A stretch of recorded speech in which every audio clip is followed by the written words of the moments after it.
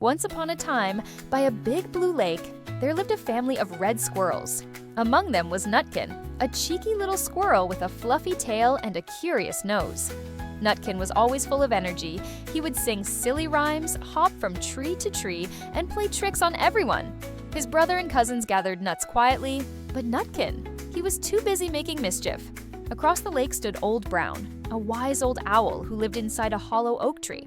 The squirrels would sometimes bring him gifts, like berries, acorns, or little beetles, so he would let them gather nuts in peace. But Nutkin didn't like following rules. Instead of giving presents politely, he danced around Old Brown and shouted riddles. Riddle me, tell me true. What is smooth and shiny and falls on you? Old Brown blinked his golden eyes, not amused. He was a serious owl, and Nutkin's jokes made him frown. Day after day, the other squirrels worked hard, carrying nuts to store for the winter. Nutkin, however, kept playing games and teasing Old Brown.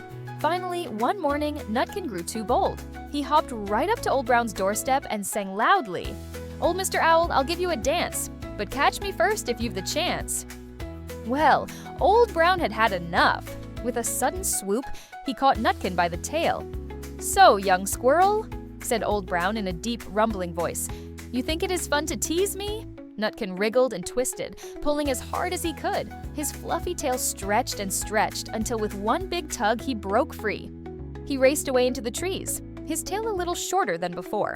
Nutkin never lost his cheeky spirit, but from that day on, he learned to be just a little more careful. And so, the squirrels stored enough nuts for the winter, and Nutkin, well, he still loved riddles, but he remembered the wise owl's lesson.